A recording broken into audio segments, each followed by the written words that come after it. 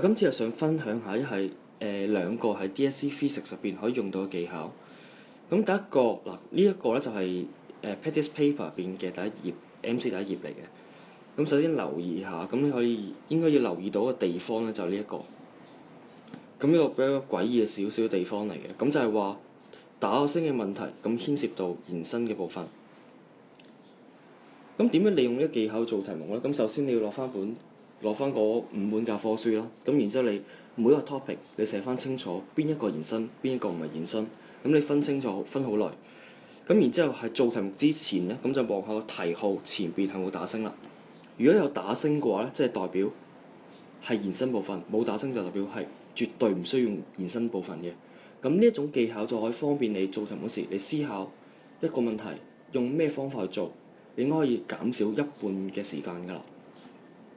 咁我等陣再睇下點樣用呢個技巧可以掃得快好多個 MC 啦。咁首先咁第二個技巧就係呢個係一個 summary 嚟嘅，咁就係力學嗰部分嘅 summary。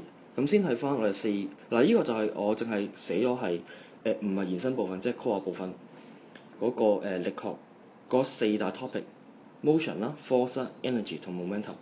咁唔係延伸部分咧，你可以睇下係咪打星去判斷到啦。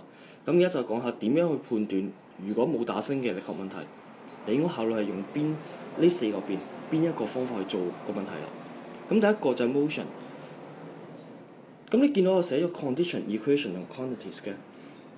咁我哋做一個問題嗰時，我哋先考慮咧就係首先嘅考慮就係 condition。我哋做嗰問題嗰時如果個符合咩條件之下，我哋先用得嗰啲公式。例如喺 motion 入邊，咁佢符合2個條件，一個 straight line，第二個就係 constant acceleration，即係直線或者係均加速度。如果物件去行曲線，或者個物件佢係acceleration 會改變嘅，咁即係代表我哋唔可以用得 motion， 咁就直接就唔使理個 motion。咁第二個要考慮就係個 quantities。咁例如你想計 force，咁你冇理由用翻 motion 噶嘛，或者你冇理由用翻 momentum 啦。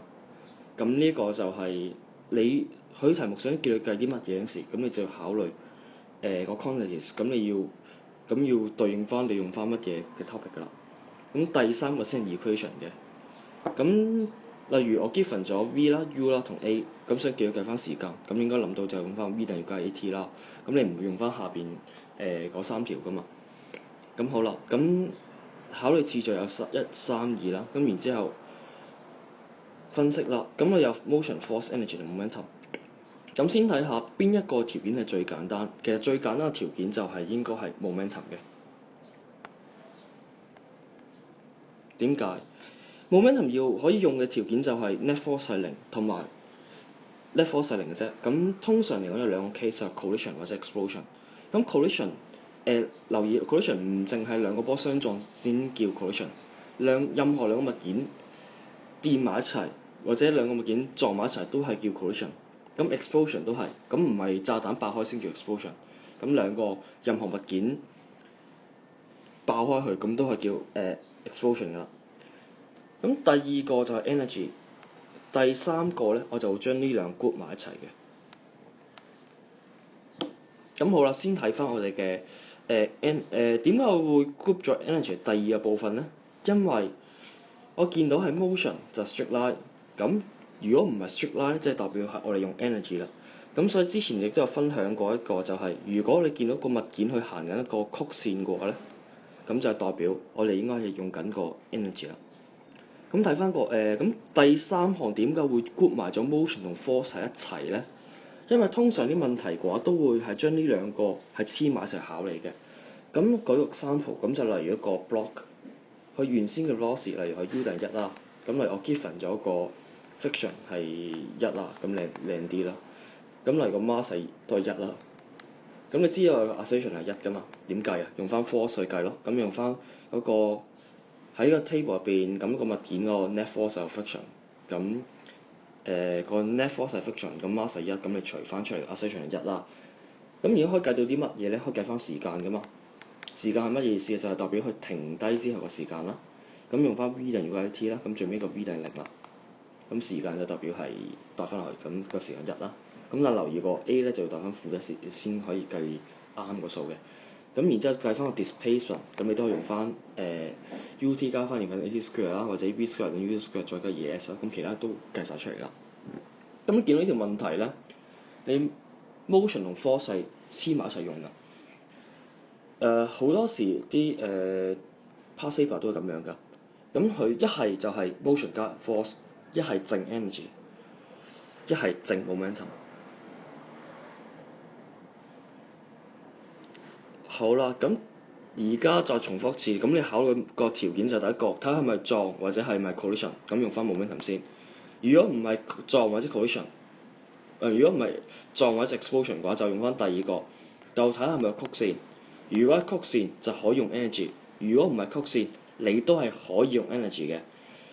咁點樣用 energy 咧？咁你要留意翻就係睇下motion 同埋 energy 佢所 quantities。你見到重疊嘅部分係非常之多嘅。有 force 啦，有 acceleration 啦，有velocity 啦。D 係 displacement，H 係個 height 嚟嘅。咁與 S 有個 displacement 咯。咁你見到其實可以計到嘅嘢係有好多地方重疊，除咗一個地方就係呢個好重要嘅就係個時間。如果佢叫你計時間嘅話，咁一定係 motion 嗰部分佢先係叫你一定要用翻 motion 嗰4條公式，你先可以計到時間。即係除咗你話就係喺呢一條公式入邊啦，咁你計翻個 T 就計翻嗰個 time of impact 啦，或者你計翻 power 所需嘅power 嗰時間啦。咁其餘嘅時間都用翻嗰4條公式去計翻時間㗎啦。咁我哋而家就睇下一個 MC 嘅部分啦，咁就呢一條啦。咁你11條，咁你記唔記得做嘅技巧係乜嘢？就係睇下有冇打星啦。咁而家呢條問題冇打星嘅，即係代表我哋用翻係唔係 extension 部分。好啦，咁睇完問題，咁 what is the value of V？ 個波係點樣飛㗎？個波係 project motion 飛過去㗎嘛，飛過去 X 嗰啲位置啦。咁你見到唔係 extension， 你見到 project motion 你就好明顯就想諗住用 project motion 去做咯。咁點知係賴咗嘢嘅？點解咧？你做落去，你發覺你可能 solve 咗2-3分鐘你先 solve， 最少2-3分鐘你先 solve 完呢個問題，而且比較複雜啲嘅。因為你要拆嗰個V 嘅 components， 咁要拆翻 V cos 同 V sin， 咁呢個比較複雜嘅計算。